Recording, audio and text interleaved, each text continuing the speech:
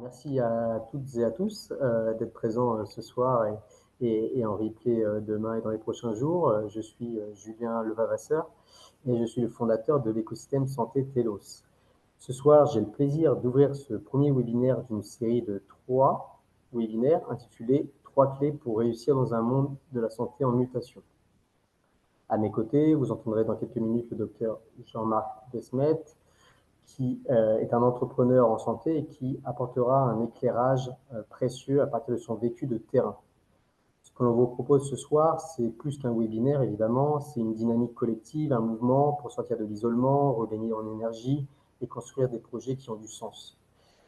Et pour les plus courageux, ceux qui resteront jusqu'à la fin, j'espère pour la majorité des personnes ici, une surprise vous attend. Donc on a essayé de pouvoir un peu faire du teasing, hein, comme on aime faire avec Jean-Marc, et puis surtout apporter de la valeur à chacun de nous et à chacun de vos projets. Surtout, cette trilogie se clôturera par un grand séminaire, un séminaire non pas en distanciel comme on fait ce soir, mais plutôt en présentiel. Donc passer du réel, du virtuel au réel, et faire de sorte que l'outil soit au service de l'humain. Et donc c'est pour cela que, bon, sans trahir de secret, on se rejoindra tous ensemble au mois d'octobre en Belgique, le week-end du 17, 18 et 19 et 20 octobre. Donc vous pouvez prendre déjà la date dans votre agenda. On s'y prend suffisamment à l'avance pour vivre un moment fort en immersion avec toutes celles et ceux qui veulent aller plus loin. Parce qu'en 1 heure, on ne pourra pas tout voir, évidemment. On essaiera de donner un maximum de conseils, de réflexes, de retours d'expérience et de services. Mais voilà, on va essayer de sortir de l'écran pour se rencontrer dans un lieu unique. Bon, pour l'instant, gardez secret, hein, mon cher Jean-Marc.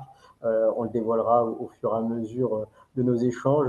Mais en tout cas, entrons d'ores et déjà dans le vif du sujet avec comment créer un écosystème d'experts en santé. Hein. C'est le titre un peu disons, marketing qui parle à beaucoup de personnes et dans lequel on va essayer de rentrer en l'espace d'1 heure et surtout collaborer, donc échanger avec une dynamique sur le chat. N'hésitez pas à poser des questions.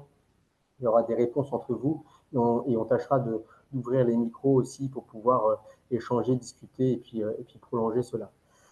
Pour me présenter, c'est pourquoi je suis face à vous aujourd'hui, j'ai eu le plaisir de pouvoir créer un écosystème qui s'appelle Télo Santé depuis 3 ans, mais je ne l'ai pas créé comme cela. C'est-à-dire qu'aujourd'hui, c'est parti d'un constat. Première vie de directeur qualité, puis après directeur des cliniques et toujours après dans une phase de manager de transition, donc aller là où ça ne va pas pour apporter des solutions ou aller là où ça va bien pour les améliorer et dans le conseil. Et donc c'est pour cela qu'aujourd'hui, j'ai jamais trouvé ma place. J'ai toujours cherché dans cette première vie, de cette deuxième vie, du sens à ce que je faisais et je n'en ai pas trouvé dans le salariat. Et donc j'en parle avec beaucoup de passion pour ceux qui me connaissent, mais aujourd'hui, quitte à trouver le cadre et le sens dans ma vie au quotidien, j'ai créé mon propre écosystème avec mes propres règles dans lequel je suis passé de quelqu'un qui travaillait seul en personal branding, centré sur mon expertise, à quelque chose d'ouvert en écosystème. Donc c'est pour cela qu'on va essayer de vous donner quelques pistes. Et Jean-Marc, je te laisse te présenter avant de pouvoir rentrer dans le vif du sujet. Oui, merci Julien. Euh, J'avais envie de dire, avant de me présenter, que d'ailleurs, nous, on s'est rencontrés déjà en présentiel grâce à une association qui me tient fort à cœur que j'ai fondée il y a 15 ans qui s'appelle Soignants en conscience et où le principe, c'est de faire permettre aux soignants de prendre soin d'eux pour prendre soin des patients. Et donc, c'est dans ce cadre-là qu'on a pu vraiment se rencontrer en présentiel, c'était vraiment très important. Euh, je vais me présenter, mais j'ai envie de vous dire avant de me présenter que c'est pas ma personne que je veux présenter, c'est plus ce parcours qui invite à ce que l'on vous propose ce soir à travers trois thèmes, l'écosystème, l'intelligence collective et le leadership des équipes. Euh, parce que ces trois thèmes sont de l'ordre de l'invisible. On va vous parler de choses qui ne sont pas matérialisées et dans ce monde où tout est matériel, il est difficile de donner de la valeur au non matériel, à l'invisible, et pourtant, c'est la vraie valeur. Je vous expliquerai tout à l'heure dans mon témoignage ce que j'ai perdu il y a 2 ans et qui n'avait pas de prix. Je vous en parlerai. Donc mon parcours, je vais quand même essayer d'aller rapidement, mais c'est vrai que moi j'ai commencé, je suis médecin depuis près de 28 ans. J'ai commencé par la médecine générale, médecine de campagne, où j'ai vraiment travaillé au chevet des patients. Puis j'ai eu l'occasion de faire de la médecine d'urgence, faire du SAMU. Et je pense qu'on dit la même chose en France pendant plusieurs années. Et puis, mon parcours m'a amené à repartir vers une spécialisation qui est la médecine interne, qui est une forme hospitalière de la vision la plus holistique, on va dire, de la médecine, pour terminer il y a 17 ans comme néphrologue, spécialiste des reins, des maladies rénales et autres. Pourquoi je vous raconte ça? Pas pour faire mon CV, mais parce que euh, c'est dans cette transversalité qu'il y a des choses qui se sont mises en place, qui ont éclairer en tous les cas ce dont on va vous parler ce soir et l'importance euh, que l'on doit y consacrer. Car vraiment, l'urgence, c'est mettre son ego personnel au service d'un ego collectif. Et bien que ce qu'on va vous présenter peut paraître évident, c'est loin d'être évident. Et donc, ça demande à être travaillé, et que ce soit des outils d'intelligence collective ou autres, ce sont des choses qui se travaillent.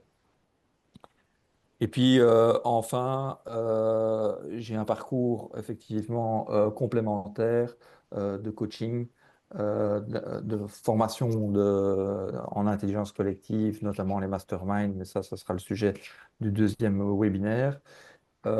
J'ai été formé par Robert Dills, qui dans le monde du coaching est assez connu sur les facteurs de succès en santé. Magnifique travail qu'il a effectué en démarche appréciative et dans diverses applications des facteurs humains en santé et notamment des soft skills, ouvrage qu'on a réalisé avec Jérôme Moirot, mon co-auteur. Voilà, en tous les cas, pour me présenter et pour donner en tous les cas la thématique. Et je rends la parole à Julien. On te reprendra très très très vite, mon cher Jean-Marc. Merci de donner du sens à ce parcours et à cette série de webinaires. N'hésitez pas à échanger dans le chat, hein. Il y a énormément de personnes que l'on connaît, hein, qui se connaissent aussi. Donc voilà, d'où vous venez, la fonction, vos idées pour interagir et puis on les reprendra par la suite. Dans le vif du sujet, du coup, on a une première phase où on va essayer de décortiquer ce qu'est un écosystème, puis comment un écosystème est aujourd'hui important, voire stratégique, pour pouvoir du coup donner du sens et puis prendre du plaisir dans son quotidien. Et puis après, on reprendra Jean-Marc avec un retour d'expérience et on finira par surtout un échange entre nous pour pouvoir du coup bénéficier de cet esprit collectif. En tout cas, la santé au sens large, mais qui est un reflet de la société en général, est une société qui est divisée, fragmentée, descendant et hermétique et verticale. Donc c'est vrai que dans ce sens-là, chacun est dans sa propre vérité, hein. Les réseaux sociaux nous poussent aussi dans ce sens-là. Donc ce secteur doit évoluer. Donc c'est pour ça que l'on parle de mutation. La complexité, tout le monde est spécialiste de quelque chose, et c'est très bien d'être spécialiste ou expert, mais cependant, après, comment un expert parle à un autre expert s'ils sont tous les deux dans leur propre vérité, dans leur propre expertise. Donc c'est là où il y a un besoin de transversalité. La surcharge administrative, je pense que nos amis soignants, que je ne suis pas et dans lesquels je m'entoure, ont souvent discuté de ce sujet-là. On passe plus de temps à remplir de la paperasse, hein, c'est ce qu'on entend, plutôt que de faire des soins, c'est pourquoi on a souhaité évoluer. Euh, il y a aussi la perte de sens. La perte de sens, c'est pourquoi aujourd'hui, tiens, ce matin, j'ai pas envie de me lever. et puis de après-demain, non plus. Et puis après-demain, donc ça se répète. Et là, on se dit, bah, en effet, je ne sais plus pourquoi je fais mon job, en fait. Et mon job de soignant, aujourd'hui, il était ancré il y a 10 ans, aujourd'hui, je ne l'ai plus. Et donc, le privé va vers le public va vers le privé, et puis souvent, on récupère sur de l'entrepreneuriat, mais l'entrepreneuriat, il faut être formé. Et donc, c'est là où le mode écosystème peut avoir du sens. Le besoin d'innovation, parce qu'aujourd'hui, nous sommes à un sujet où encore du papier-crayon. Le papier-crayon dans certaines transmissions, c'est risqué, hein. Ça, c'est ma casquette de qualiticien et de gestionnaire de risque, mais aujourd'hui, l'outil existe maintenant, l'outil doit être accompagné. Donc, c'est pas le tout d'avoir des outils, on vous en donne plein entre vos mains et on vous dit débrouillez-vous, mais maintenant, il va falloir les accompagner et tourner vers l'usage. C'est ce sur quoi, notamment, Jean-Marc va pouvoir évoquer aussi sur les méthodes et les outils. Pourquoi créer un écosystème d'experts? Déjà, aujourd'hui, un écosystème, c'est un système neuronal.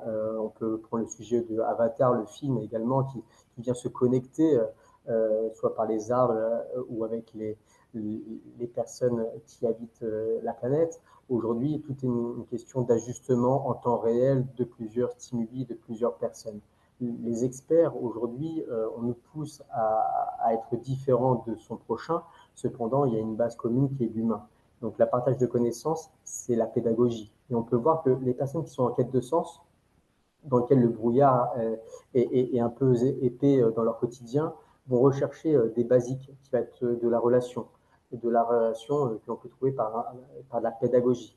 Et donc, la capacité à pouvoir échanger avec ses pairs, mais aussi échanger avec des personnes différentes. C'est là la grande différence aussi. C'est ce que je vous pousse aussi à avoir, c'est-à-dire que dans notre cerveau, au début, dans ma première vie, j'avais tendance à reproduire, à m'entourer des personnes qui étaient comme moi, qui pensaient comme moi. Et j'ai bien compris qu'aujourd'hui, j'avais atteint un plafond de verre assez rapidement, qui fait de sorte que, bon, à la fin, on tourne autour et puis le château s'écroule. L'important pour nous, c'est de stimuler avec des personnes qui sont différentes. Un soignant avec un dirigeant, un entrepreneur avec du coup un industriel, etc. Le réseau stratégique, qu'on peut appeler networking, c'est de nouer des relations durables. Le one-shot, le très court-termiste aujourd'hui, c'est pas ce qu'on privilégie, évidemment, et disons que c'est les méthodes d'avant. Aujourd'hui, la méthode de demain, c'est la fidélisation. Et la fidélisation, il faut avoir des bases solides pour pouvoir construire dessus, d'où la pyramide. Devenir incontournable, évidemment, une influence, ça se crée dans le temps, ça ne se décrète pas, ça se travaille dans le temps. Des outils, mais aussi des personnes peuvent vous aider. On peut aussi évoquer en termes de méthode la cartographie des acteurs clés, c'est-à-dire votre place dans l'environnement. Aujourd'hui, nous sommes dans un environnement qui est en perpétuelle mutation, avec des cycles et des crises qui sont de plus en plus accélérées. On peut le voir, hein, l'infobésité nous projette une réalité et des informations quasiment à la minute, à la seconde, ce qui fait qu'aujourd'hui, pour suivre tout, c'est compliqué. Et pour cela, il faut actualiser notre personne vis-à-vis d'autrui, vis-à-vis de ses équipes, de son service, de sa direction, de son hôpital, de sa clinique, de son établissement, mais aussi des autres environnements. Donc, les environnements, il y en a plusieurs. Il y a l'institutionnel. En France, nous avons l'ARS, l'HAS, le ministère. Vous avez aussi votre pendant en francophonie et en Belgique. J'en suis convaincu. Il y a aussi les usagers. Et l'usager, il ne faut pas l'oublier. Il a souvent été créé des outils au détriment de l'usager. C'est quand même assez absurde. Et donc, les usagers, on peut citer les patients, les associations, mais il y en a plein d'autres. Et l'usager, c'est aussi le collaborateur, hein, dans un premier lieu. Un collaborateur qui consomme son propre service. Donc, qui de mieux qu'un collaborateur qui consomme son propre service pour pouvoir le promouvoir. Donc là, on devient sur un sujet expert, client de son propre service, mais aussi ambassadeur. Les établissements vont être assez intéressants, hôpitaux, cliniques, EHPAD, cabinets, start-up, voilà, on peut. Et puis après, les financeurs. Il n'y a pas de mal aujourd'hui de parler de finances dans la santé. Et ça, je voudrais un peu briser ce tabou-là. Toute une question de finance, de la valeur que l'on donne à la finance et de l'intérêt de ce qu'on lui porte. C'est avoir de l'argent, c'est bien, mais c'est pour servir à quoi? Et donc, c'est là où les finances peuvent avoir un intérêt. Et l'ensemble de ces quatre cartographies, qui sont évidemment une liste non exhaustive, doit être imaginé et doit être du coup pris en compte dans chacune des constructions de votre stratégie d'écosystème. l'écosystème, c'est un peu l'adage qui est le suivant, c'est tout seul on va plus vite, mais ensemble on va plus loin. Je pense que ça parle à chacun de nous, ça c'est sûr. Aujourd'hui, j'ai le plaisir de travailler, de collaborer avec un certain nombre de personnes de près ou de loin qui sont dans le chat. Je vous remercie pour votre confiance, mais on peut voir l'intérêt de créer des liens et des liens durables. Construire un positionnement stratégique pour vous. Donc c'est un peu comme vous, il faut que vous soyez aligné avec vous-même avant de pouvoir rayonner sur les autres. Donc c'est là où la première étape, la first step, c'est vous-même travailler sur votre positionnement, sur votre expertise pour ensuite, une fois que vous êtes à l'aise avec vous-même, vous avez appris à marcher, on va pouvoir après trottiner, puis après courir. Donc c'est là la base. Construire d'abord, courir avant même d'apprendre à marcher, le risque c'est de faire une petite fracture et après on appelle Jean-Marc pour pouvoir se faire soigner. Donc ce qui fait que c'est un peu compliqué et un peu de convalescence pour pouvoir réapprendre à marcher qu'on aurait dû le faire dès le début. Développer des partenariats ciblés. Ça, c'est très intéressant. Vous voyez, dans l'écosystème Telos, aujourd'hui, on pourrait croire qu'il y a, si vous allez sur Telos Santé sur le site, on peut croire qu'il y a une équipe, une armada, une armée mexicaine qui est derrière cela. Aujourd'hui, je suis seul. Ce qui fait que j'ai aussi des limites. Hein. Tout n'est pas rose, mais cependant, ça me permet de pouvoir être ingénieux pour pouvoir déjà limiter les coûts, vous l'imaginez bien, mais d'où l'importance de développer des partenariats. Avoir une relation davantage transversale, horizontale dans la mesure du possible, que verticale et descendant. Prestataire, client. Plutôt, on va être co-constructeur, bâtisseur, partenaire. Voilà, c'est cette notion de partenariat qui va être intéressant pour gagner aussi en agilité. Et puis accroître votre visibilité.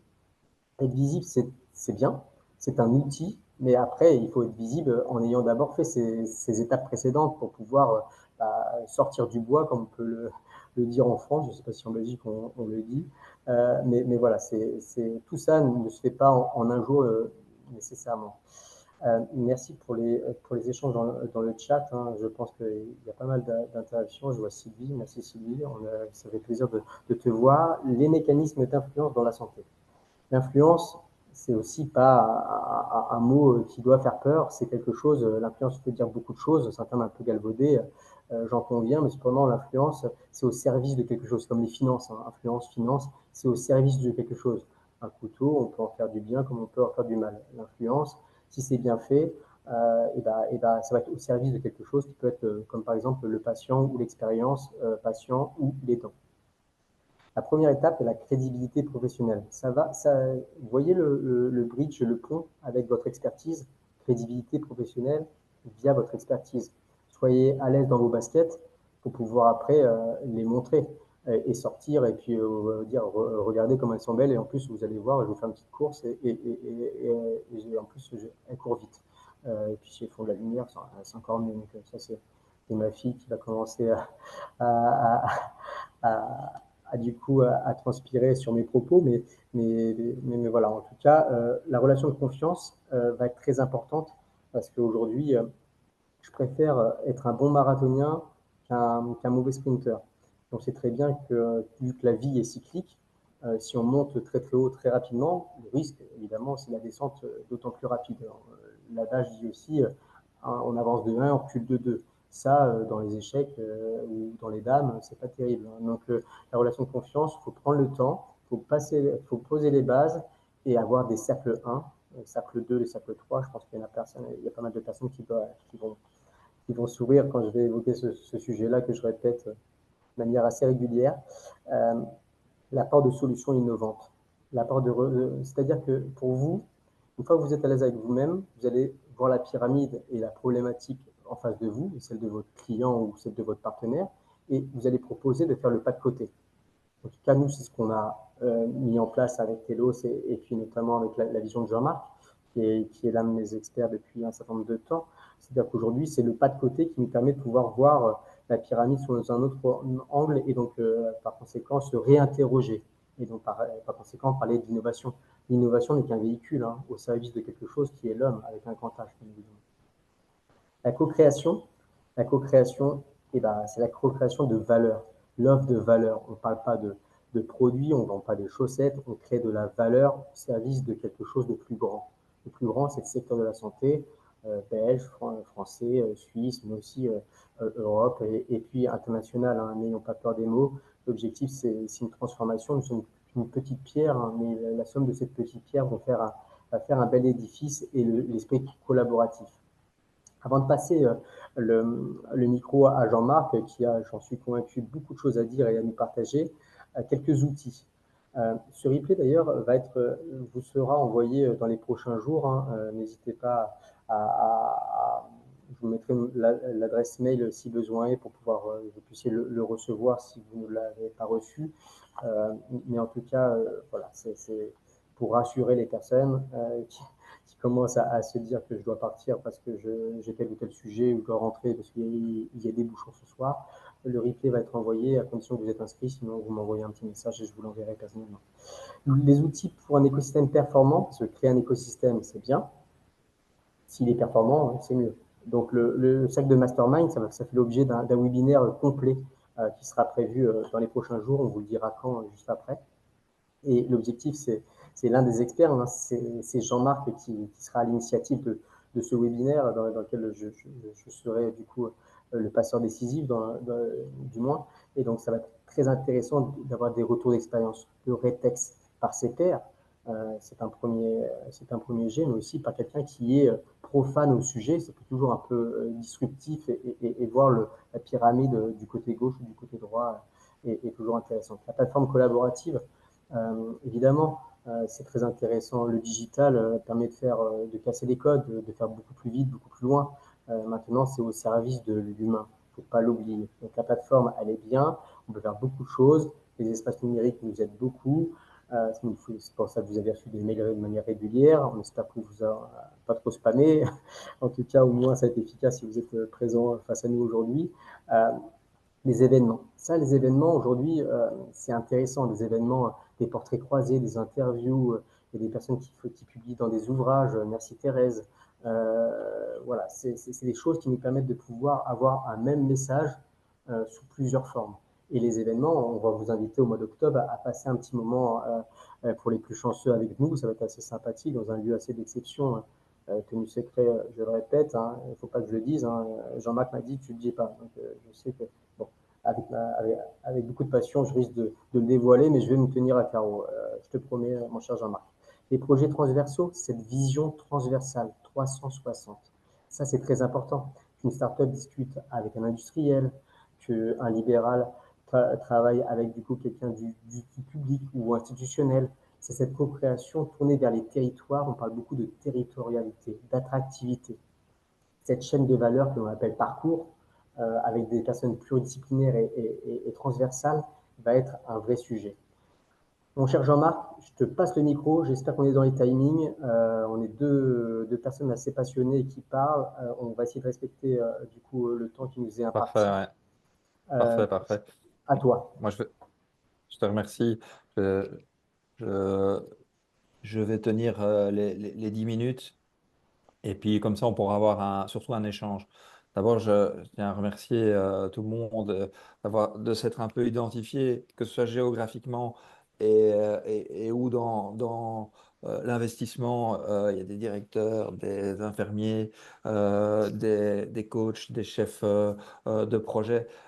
C'est vraiment un des premiers messages, c'est que cette diversité fait la richesse de l'écosystème. Et tu l'as dit, Julien, c'est effectivement euh, contre-intuitif, mais apprendre aux personnes à apprécier des collaborateurs justement pour ce qu'ils ne font pas comme vous, mais qu'ils le font différemment, c'est ça qui apporte de la valeur à un écosystème.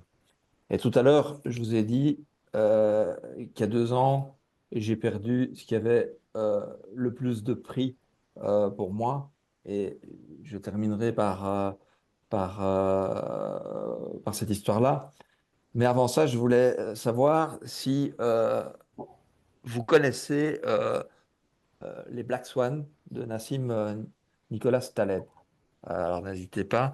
C'est un livre qui est sorti en 2007. Et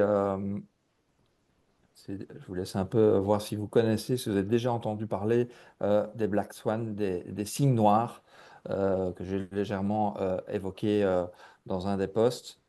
Euh, non, non, non. Alors, qui est Nassim Nicolas Taleb? C'est un, un Libano-américain né en 1960 qui est un écrivain, statisticien et également essayiste spécialisé dans l'épistémiologie des probabilités et en mathématiques. Et il est actuellement professeur d'ingénierie du risque à l'Institut de Polytechnique de New York. Et ce professeur a vraiment analysé toutes les dynamiques, l'évaluation des risques d'événements rares et imprévus. Et donc, il a identifié quels étaient ces événements imprévisibles, rares, mais qui ont un impact majeur. Et ce dont on parle ici, ce sont un peu ces fameux Black Swan. En fait, un Black Swan, c'est un événement imprévisible, rare, mais qui a un impact majeur. C'est un peu le changement de paradigme qu'on est en train de vivre. Je pense que pas besoin de vous rappeler les actualités, mais entre 2019 et 2025, il s'est passé quand même pas mal de choses. Et, Mm. euh, et donc, ça, ce sont les Black Swan. Et donc, moi, je me suis dit, bah, tiens, pour vous, quels ont été qu'est-ce qui serait un signe noir, un changement de paradigme important dans le monde de la santé plus particulièrement? Je vous laisse un peu réfléchir et je vais essayer de réagir à la pandémie, effectivement. Effectivement, cette pandémie, cette crise sanitaire imprévue, eh ben, elle a révélé, qu'est-ce qu'elle a révélé? Ben, la fragilité des systèmes tels qu'on les a conçus, centralisés, dogmatiques, avec des structures, des, des, des business plans. Or, qu'est-ce qui a fonctionné, si on prend l'exemple de la pandémie, qu'est-ce qui a fonctionné au début? C'est pas l'intelligence artificielle, c'est pas le numérique, hein, c'est le facteur humain, hein, c'est le facteur humain. Et euh, moi, pour l'avoir vécu en première ligne, je peux vous dire qu'on a géré ça, on est parti avec une dimension dingue. Oui, comme tu dis, Thérèse, la pluridisciplinarité, voilà, a été formidable. Il y a des chirurgiens qui se sont mis au service d'aides-soignantes pour faire des lits parce qu'ils savaient plus, ils n'avaient plus l'occasion d'opérer. Il y a eu une solidarité et je peux vous garantir, en tant que soignant, en tous les cas, la première vague où on nous applaudissait, on était là, on était au cœur de notre mission, ça avait du sens, on s'est battu. Après, ça a été de plus en plus dur, hein, et à la troisième, quatrième vague, ça a été plus compliqué. Pourquoi? Parce que l'ancien système, et nos politiques en particulier, ont essayé de remettre des règles dans une situation où l'élément principal qu'il fallait mettre en place, c'était l'adaptabilité, la gestion de l'intelligence collective et tout ça. Notre système n'est absolument pas prêt pour cela. Euh, alors, j'ai pas le temps de lire, ça va un peu trop vite. Ouais, fermeture des lits, euh, macro-angoisse, effectivement, les angoisses. Le deuxième point qui pourrait être un Black Swan, c'est bah, des innovations de rupture. Il y a la médecine personnalisée, la télémédecine bouleverse les pratiques médicales. Et je suis assez impressionné en tant que médecin à quel point le monde de la santé est très hermétique à cette dimension-là. Il y a peut-être 5 à 10% des soignants qui s'y intéressent. Et même si pour moi, ça reste qu'un outil, si vous ne vous y intéressez pas, vous vous êtes dépassé par la droite, hein. Et donc, il est très important d'intégrer euh, toute cette dimension numérique, intelligence artificielle, dans notre réalité, parce que ça fait partie d'un signe noir qui est complètement en changement. Je pourrais longuement vous expliquer en quoi, effectivement, pendant la crise, le fait d'avoir intégré ça rapidement a eu un impact sur moi, mais ce n'est pas le sujet. Mais donc, il faut vraiment retenir que l'équation gagnante, c'est une simple addition, c'est l'IA plus l'IC plus l'IH. Alors l'IA, vous savez maintenant tous ce que c'est, vous en mangez à toutes les sauces matin, midi et soir. L'IC, c'est l'intelligence collective, Mhm. cette valeur impalpable, invisible et qui est pourtant le cœur du réacteur. Et l'IH, ben, c'est l'intelligence humaine, l'intelligence relationnelle, la qualité de la communication, comment on aborde non seulement ses patients, les aidants proches, les grands oubliés du système, mais aussi nos collaborateurs.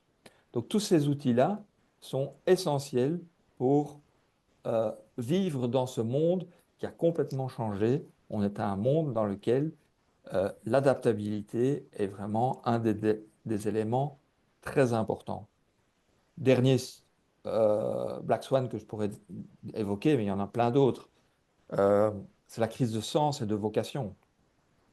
Ici, je vous ai parlé de la pandémie, ça a super bien fonctionné, mais les politiques, le système n'a pas vu que c'est le facteur humain qu'il fallait encourager, c'est l'intelligence collective qu'il fallait encourager.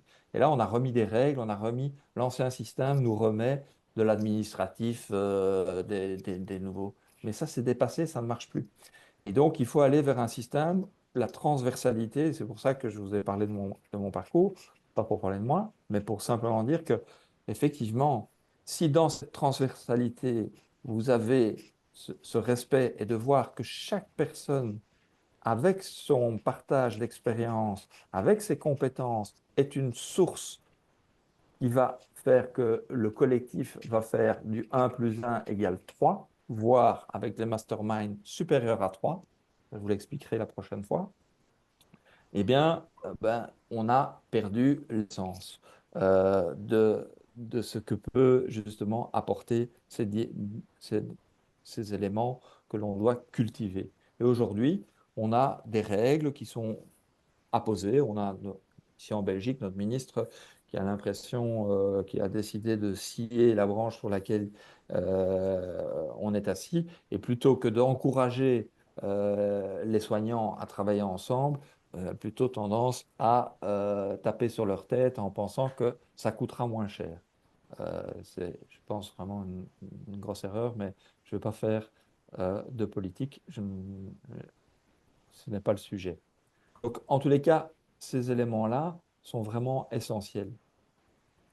Donc, perte de sens et épuisement professionnel, si vous saviez le nombre d'infirmières, les écoles d'infirmières, mais c'est divisé par 3, par 4, et le taux de rétention des infirmières à Mhm. 5 ans, 50% sont partis. Parce que là, on n'a pas le temps d'en parler, mais il y a une dimension aussi intergénérationnelle. Donc là, la perte de sens et de l'épuisement professionnel, c'est une vraie question.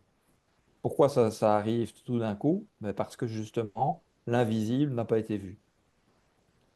Deuxième point, l'isolement des experts face à la complexité croissante. J'avais un professeur qui nous définissait la différence entre un médecin généraliste et un médecin spécialiste. Et ça va vous faire bien comprendre la différence entre un expert face à la complexité. Il disait le médecin généraliste, c'est le globe-trotter, celui qui part avec son sac à dos, qui fait son interrail, qui fait le tour de l'Europe, le tour du monde, et il connaît tous les systèmes pour se débrouiller.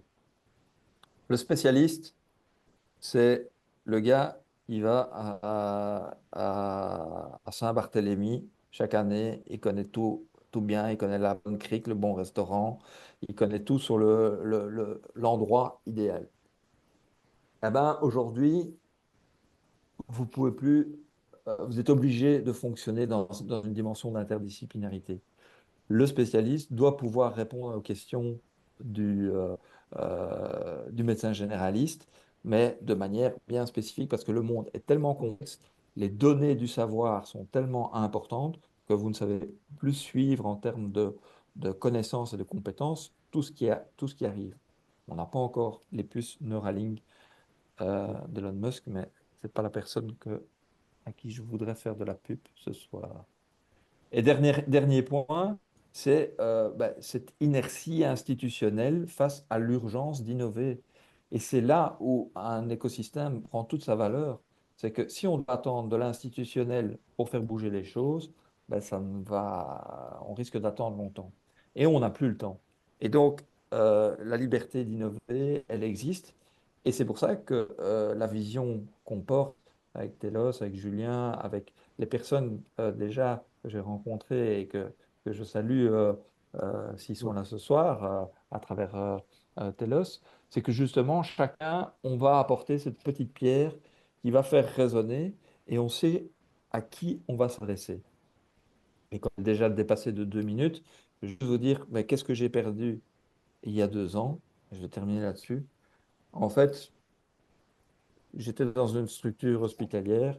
Je ne vais pas la faire longue, mais à un moment donné, la gestion des valeurs ne correspondait plus à ce que je prône et ce que je souhaitais incarner. Et il m'a fallu prendre une décision difficile, démissionner et partir. Et c'est là où j'ai compris après quelques semaines que le plus dur, ce qui a été le plus dur pour moi, c'est en fait, j'avais non pas perdu un hôpital n'a pas de valeur dans ses briques, j'avais perdu un réseau. Ça faisait 23 ans que j'étais dans cette structure, je connaissais tout le monde, je prenais mon téléphone, machin. Et comme j'avais travaillé tous ces outils d'intelligence collective, de bienveillance, de leadership, eh ben, c'était fluide. Et là, j'ai compris que, en fait, votre richesse, c'est pas les murs où vous travaillez, c'est le réseau des personnes que vous savez à qui vous pouvez vous adresser, à qui je peux adresser le patient quand j'ai un problème X ou Y.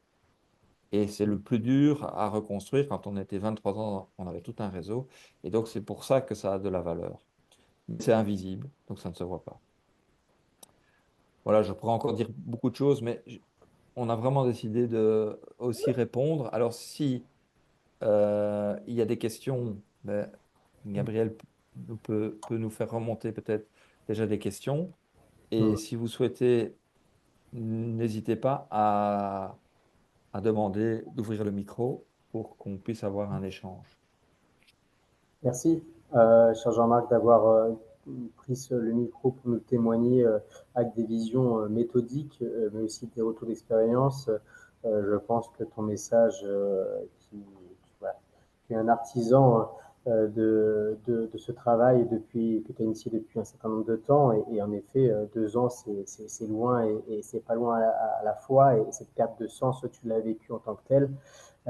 Également, l'adaptabilité, tu as repris le mot adaptabilité, et aujourd'hui on est dans un monde en perpétuelle mutation, donc mutation égale adaptation, ça demande un effort, et un effort quand il est fait tous les jours, ça devient plus un effort, on trouve même du plaisir, c'est le sujet du sport santé, et donc aujourd'hui, les personnes que l'on est, il y a des axes d'amélioration dans toute pierre, aujourd'hui il faut vivre avec pour en faire une force, et petit adage aussi, c'est-à-dire que pendant ma première vie, ma deuxième vie, où je n'avais pas de sens dans ce que je faisais, avant que je crée Telos, bah, du coup, j'étais excellent nulle part. J'étais nul, voilà, j'étais pas excellent.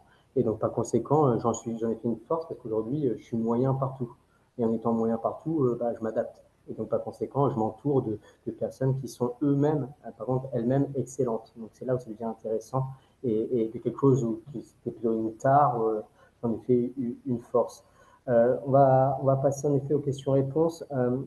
Petit big up, petit salut à nos amis Eric, Dr Candice, notamment avec tout ce qui est bazar de la santé, Thérèse, Stéphanie de Nexus Pro, Anita, je vois des personnes connectées comme Tania aussi, Sylvie, Sylvain, Carole, Romuald, je vois Marine, Laurent de Trager France, Hichem, Calvin, voilà, Pierre et Aurore.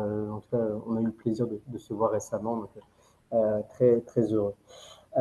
Aujourd'hui, on a des questions. Jean-Marc, n'hésite pas. Qu'entendez-vous de nous? Alors, bougez pas. Est-ce qu'on en a quelques-unes? Gabriel. Gabriel, donc, qui est notre partenaire Camille Digital Santé, hein, la plupart le connaissent. Vous avez pu voir aussi son logo quelquefois arriver dans vos mails ou dans les réseaux LinkedIn. Merci Gabriel de nous avoir aidé à faire ce webinaire et cette série. Vous voyez à l'écran qu'il y a plusieurs dates à retenir, hein. Vous voyez les sujets. Donc aujourd'hui, on est le 17, il y a le 10 juillet, qui peut être sur l'intelligence collective, dans lequel on est convaincu que ça va vous intéresser. Et puis après, sur le leadership. On a une question là, Oui, Johan, une question de d'Hichem. oui. Quel est le rôle de la formation et de la sensibilisation dans leur dimension continue pour embarquer dans cette quête de Mmh. sens? Merci. Euh, je trouve que c'est une magnifique question. Et vous avez tout à fait raison. Je pense que réellement, c'est très tôt qu'il faut initier, initier cette sensibilisation à cette dimension. On forme les soignants et particulièrement les médecins à devenir des ingénieurs médicaux. Et pourtant, les choses évoluent et Thérèse certainement œuvre dans ce sens-là. Sachez que j'ai eu l'occasion en 2019 de participer à un événement au CHU de Lausanne où ils forment les étudiants depuis 10 ans à l'époque, donc ça fait 15 ans qu'ils font ça, à des journées interdisciplinaires. Donc on discute avec 15 jeunes futurs soignants, médecins, infirmiers, Mmh. euh, diététiciens, euh, euh, toutes, toutes professions confondues. Et ils étaient plus de 700, 58 facilitateurs en intelligence collective et on les accompagne à travailler ensemble. Je peux vous assurer qu'au bout de 2 jours, certains jeunes arrivaient avec des pieds un peu en se disant qu'est-ce que c'est du bazar. Euh, Ils sortent de là, ils ne verront plus jamais de la même manière une infirmière, un médecin, une aide-soignante, parce qu'il y a une forme de respect qui s'est fait, et parce qu'on se met dans les chaussures des autres. C'est extrêmement puissant. On pense beaucoup que c'est l'expérience qui est transformatrice, et donc la sensibilisation, elle se fait non pas par de la connaissance, non pas, mais par des échanges et des expériences. Ça, c'est ma réponse. Je ne sais pas si Julien, tu veux. Évidemment, on parle de la différence, c'est la connaissance et la transmission. Ça renvoie à nos premières diapositives la quête de sens vient par la transmission. Nous sommes des animaux sociaux avant tout. Donc, par conséquent, c'est très intéressant. Merci, Hichem, d'avoir posé cela. Et puis, il y a la formation initiale et la formation continue. Nous, avec Jean-Marc, on œuvre sur ce double focus. Les étudiants d'aujourd'hui seront les employés de demain et peut-être les entrepreneurs d'après-demain. Donc, le monde est en train de muter, nous-mêmes, nous devons muter avec eux. Et les nouvelles générations viennent nous pousser un peu avec les nouveaux outils. Donc, on va travailler ensemble pour pouvoir œuvrer dans le bon sens. Est-ce qu'il y a une autre question? Et tu me diras lorsqu'on dévoile la surprise, Jean-Marc, tu sais que j'aime bien les cadeaux et donc même si je sais ce que c'est, Alors, ici, il y a Calvin, une longue question et réflexion. Il allez. reste complexe d'embarquer avec nous, nos collègues des hôpitaux, justement. Je comprends qu'il y ait besoin d'en avoir qui poursuivent cette mission du soin, mais il reste nécessaire que nous soyons tous conscients des enjeux de ce qui se passe à l'extérieur des hôpitaux, prendre conscience de ce que demandent les patients. Jean-Marc, comment mener avec douceur nos collègues de l'hôpital à tenir avec moi cette ambition? Alors, là, tu soulèves une vraie, excellente question. Merci. Et là, c'est vraiment une recommandation. N'essayez pas, euh, n'essayez pas de convaincre qui que ce soit. Il y a une question un peu plus haut qui disait, mais qu'est-ce que vous attendez de nous? Non, nous, on n'attend rien. On propose. On ne cherche pas à convaincre qui que ce soit de quoi que ce soit. Et sachez que dans une équipe, euh, moi, j'ai initié un projet pour les patients en me disant c'est génial, tout le monde va adhérer. Et puis j'ai commencé à expliquer aux infirmières, voilà ce qu'on va faire. Et le but, c'était d'activer les patients à être plus autonomes, plus actifs dans leur prise en charge. Et puis après une session, les infirmières m'ont dit, Eh, Jean-Marc, c'est bien gentil, mais et nous, qui nous active? En disant, qui s'occupe de nous? Donc, la question, elle est vraiment essentielle parce que si vous avez un marteau et que vous voyez des clous partout, vous allez avoir des retours de manivelle. Donc, toujours être dans la proposition. J'essaie de convaincre personne. Et d'abord, vous allez faire un petit groupe, 5 Mm. personnes, 10 personnes, qui vont vouloir avancer. Et c'est avec ces personnes-là qu'on cristallise petit à petit et le Ok. changement se fait ou se fait pas. Et donc, c'est pour ça qu'il est important d'utiliser le lean management. Le lean management, c'est une capacité aussi de ne pas vouloir tout élaborer. Et puis, en fait, il faut tester les choses. Il faut tester les choses et si ça marche, vous les élaborez après. Et il faut pouvoir changer très rapidement. Et donc, à cette question, vraiment, ouais, il faut y aller de manière très humble et de manière très progressive. Ça prend du temps.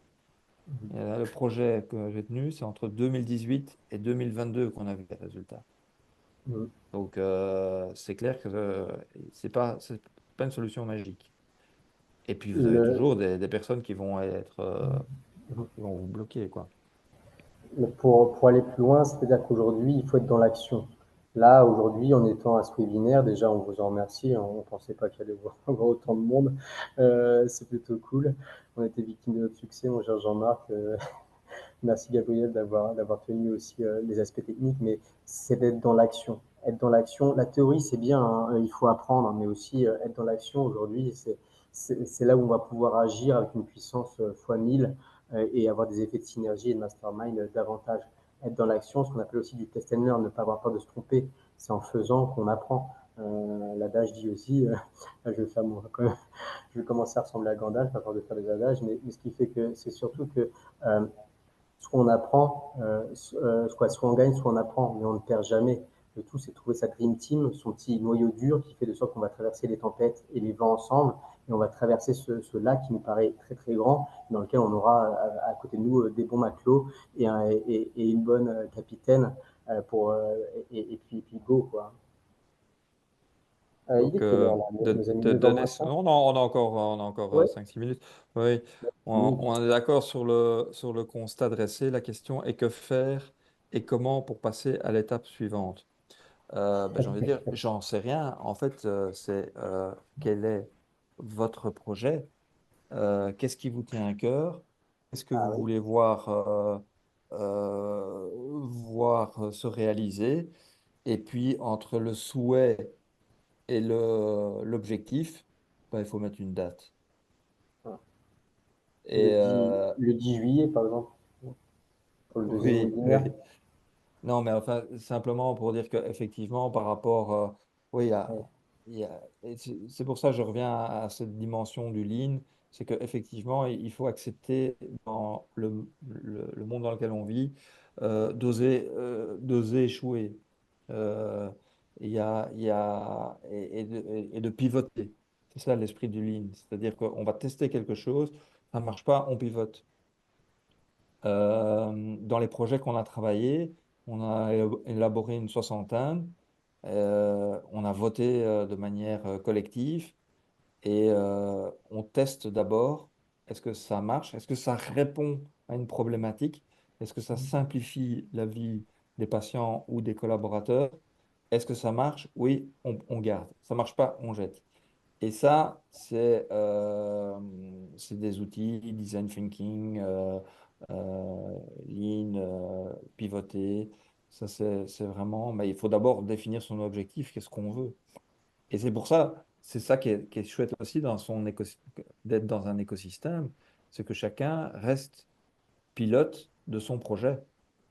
Donc, vous avez un projet, et ça, c'est ce on évoquera dans le mastermind. Si vous êtes porteur d'un projet en santé et que vous voulez le voir progresser de manière fulgurante, le mastermind, qui ne vous dit rien si vous ne le connaissez pas, est une façon de travailler en groupe de 8 à 12 personnes qui va permettre de, en moins de 2 heures, d'avoir une soixantaine de questions pertinentes Mm. et 70 à 80 suggestions pour vous faire avancer. Mais ça sera le 10 juillet où vous expliquerez un petit peu comment ça fonctionne. C'est extrêmement puissant. Peut-être que il est temps, je pense que de dire la surprise, ou du moins Ouais, surprise, vas-y. ça peut être un sujet, mais ça fait le lien tout de suite avec ce que tu as dit, c'est-à-dire que être dans l'action, définir sa propre pierre, son propre soi, afin de pouvoir après actionner celle des autres, c'est d'abord cadrer un projet, passer de l'idéation à la conception, de la conception au développement, du développement à l'animation, tout ça de manière naturelle et accompagnée. Ce qu'on a imaginé avec Jean-Marc, c'est que euh, on, on souhaite se mettre à votre disposition pour pouvoir vous rencontrer, les trois personnes, disons-nous, les trois premières qui pourraient être intéressées par ce sujet-là. On pourrait prendre une demi-heure dans les prochaines semaines, prochains jours, pour qu'on puisse voir votre projet, voir le niveau de maturité. Bon, il y a déjà certaines personnes que j'ai pu identifier qui sont déjà dans le circuit, mais voilà, pour les autres ou pour ceux qui veulent avoir le petit bonus, on pourrait imaginer prendre un peu de temps avec Jean-Marc, avoir ce regard croisé sur votre projet, sur votre personne, pour pouvoir y arriver. Pour cela, on vous invite, vous avez une adresse mail là qui est indiquée en dessous de l'inscription, contact@telos-du6 santé.fr. Vous nous envoyez un petit message, Jean-Marc y a accès et on essaie de se planifier un moment ensemble dans les prochaines semaines, pourquoi pas entre les deux webinaires, ça donnerait du sens en plus et du corps à ce que l'on dit pour aller plus loin ensemble et puis ça nous permettrait de pouvoir créer du lien et puis vous aider si besoin est, quoi. Voilà, n'hésitez pas à nous envoyer un petit mail, vous indiquer qui vous êtes, ainsi que votre société, votre problématique et ou vos enjeux, et puis on prend rendez-vous très rapidement, une demi-heure, trois quarts d'heure, on prendra le temps qu'il faudra pour pouvoir vous apporter de la valeur. C'est ça, Jean-Marc, est-ce que j'ai été exhaustif? Tout à fait, tout à fait. Et Ok. je ne sais pas s'il y a une dernière question. En tous les cas, on vous remercie. Ah, attendez, il y a une question. Vous n'avez pas répondu à ma question. Ah oui, Marine. Marine, est-ce que en fait, Gabriel, on ne sait pas ouvrir. Que Marine, tout à l'heure, je me rappelle, elle avait demandé si on pouvait ouvrir son micro. Je ne sais pas si on sait. Je demandais, c'est quoi la thématique du webinaire d'octobre? Alors, c'est pas une Ah, thématique, c'est pas un webinaire, c'est la mise en pratique de l'écosystème avec les outils d'intelligence collective pour développer votre leadership dans le projet que vous allez faire. Donc, c'est pas un webinaire, c'est une expérience. C'est un week-end c'est expérience. le week-end du 17, 18, 19, 20, dans lequel, après le salon Préventica, on vous propose, pour ceux qui le veulent, on prend l'avion ensemble avec Jean-Marc, ou alors vous nous rejoignez proche en Belgique. On traverse la frontière pour nous les Français, et puis on vient profiter dans un lieu d'exception qu'on tenu encore secret. Hein, on le dévoilera peut-être dans le prochain.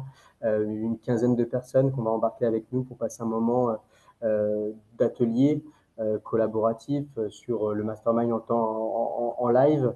On fera du networking, on construira le projet, on pitchera, on essaiera de faire de la structuration financière. Bref, on essaiera de répondre à vos questions qu'on a listées aujourd'hui et pour pouvoir, mais ça en live. Donc c'est ça ce qui se passera en octobre. Donc, passer du webinaire au séminaire, passer du virtuel au réel ensemble. Oui, avec en plus cette dimension qui a un avant et un après, c'est-à-dire que c'est pas juste un week-end, c'est Mm.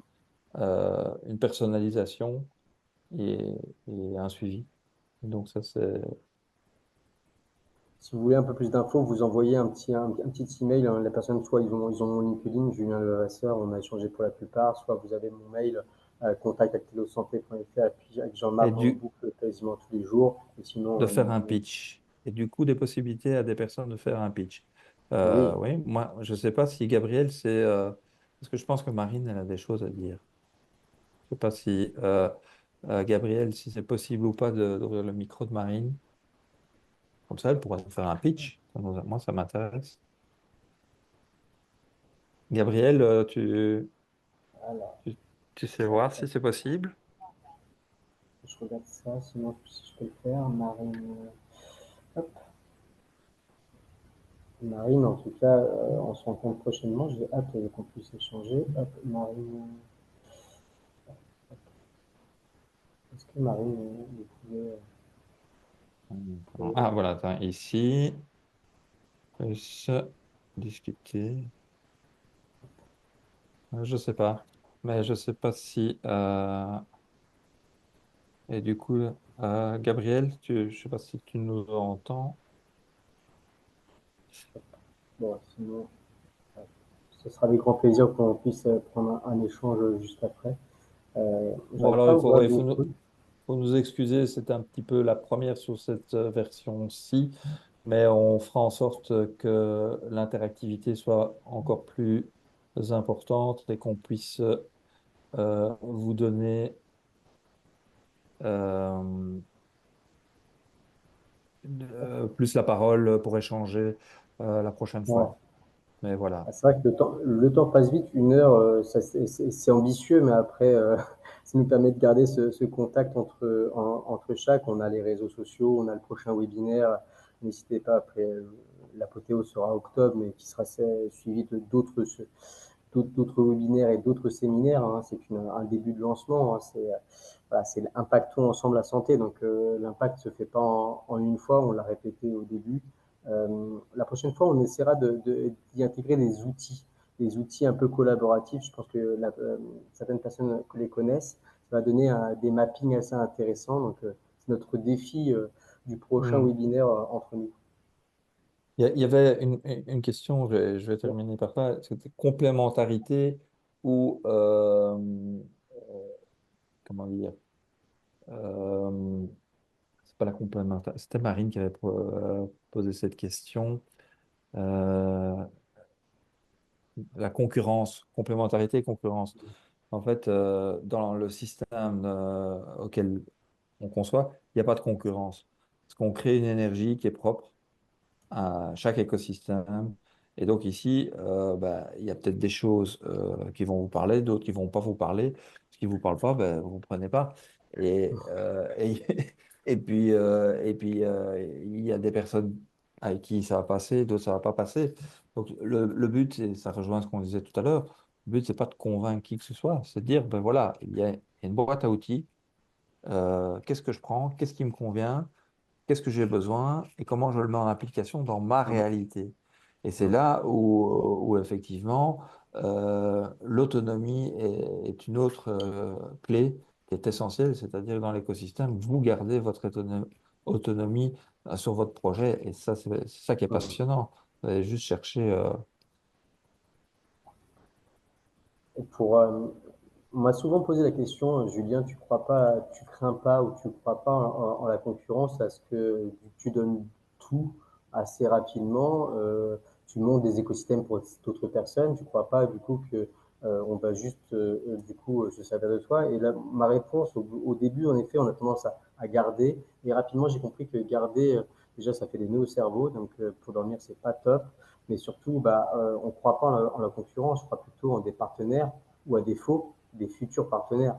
Mais le monde est suffisamment grand pour pouvoir conquérir de nouvelles terres ensemble. Et puis surtout, on prend beaucoup plus de plaisir à travailler ensemble. Et puis, les concurrents d'un jour peuvent être les partenaires de demain. Donc, bon, en partant de cette philosophie, on voit la vie d'un autre versant et c'est plus appréciable. Yeah. Gabriel qui me disait que le micro de Marine pouvait s'ouvrir. Je ne sais pas. On peut terminer sur un échange. Ça serait sympa. Ça sera la joke, Marine, promis, hein, la prochaine fois. Nous aussi, on doit s'améliorer, hein. Donc, on est tous Hmm. dans le même. Concurrence loyale. Oui. En fait, c'est la dimension, la concurrence loyale a trois dimensions essentielles. Bienveillance, Mmh. réciprocité, clarté. Wow. Excellent. Ça, Excellent. c'est C'est ça l'esprit coopératif. Sinon, ça marche pas. C'est Sinon, c'est extrêmement vrai et ça se travaille dans le temps. Ça ne se décrète pas juste parce qu'on l'a dit une fois ou qu'on l'a mis sur un PowerPoint en disant ça y est, c'est ça ma charte. C'est que ça doit être ancré en nous. Ou à défaut, si c'est pas vous parce que vous avez d'autres valeurs, trouvez quelqu'un qui les a pour pouvoir faire une collaboration. C'est comme ça que ça fonctionne. Et ben, je vous propose qu'on finisse à l'heure. On a commencé avec à 21h05, 20h05, et il s'est déjà passé une heure pour qu'on puisse libérer tout le monde. Il y a déjà 33 personnes encore présentes. Avant toute chose, Jean-Marc, je souhaitais qu'on puisse remercier tout le monde, et évidemment, mais Gabriel, et Gabriel. Gabriel, Gabriel David, l'homme de l'ombre, qui nous permet de pouvoir briller, de pouvoir échanger plus librement en ayant voilà, notre petit du coup, gilet pare-balles ou disons-nous, disons, Sherpa, qui va nous permettre de gravir la montagne. C'est d'autant plus appréciable qu'un gilet pare-balles d'ailleurs. Donc merci Gabriel David et puis du coup Camille, on se retrouve le 10-07. N'hésitez pas à vous inscrire sur les différents mails qui vont passer pour le deuxième webinaire ou nous envoyer un petit mail ou un SMS ou alors un LinkedIn avec Jean-Marc. On regardera tout ce que vous nous dites pour pouvoir mieux travailler par la suite ensemble. Jean-Marc, le mot de la fin? Euh, Plaisir, résilience et j'ai envie de dire, il y a beaucoup plus de soignants qui sont porteurs de projets et de valeurs qu'on l'imagine. Et ça, je peux vous le dire, en ayant croisé des personnes comme Thérèse, comme Lidvine Vaillant, comme Jean-Luc Stanislas. Voilà, il y a plein de porteurs de projets et c'est ça qui est réjouissant, c'est que quand on est dans un écosystème qui partage les valeurs, ben, on se dit, ah ouais, ça existe encore, quoi. Et ça fait du bien. On n'est pas tout seul. Voilà, c'est ça mon mot de la fin. Ça me va très bien. Bonjour Guillaume, salut Fatia, bonjour à tout le monde. Et bah, Calvin, merci pour ton intervention. Et bah, il est l'heure, déjà l'heure de se quitter. On vous remercie pour votre présence. Le replay va arriver bientôt dans votre boîte mail. N'hésitez pas à vous inscrire pour la suite, vous envoyer un petit message, un petit like sur LinkedIn et puis au plaisir de se rencontrer prochainement. Si ce n'est pas ici, ce sera demain en Belgique, du moins en octobre. Merci Jean-Marc pour ta présence, de nous avoir partagé aussi ton expérience et tes retours d'expérience. Et puis on se dit à très vite. Bonsoir à tous, merci. Bonsoir.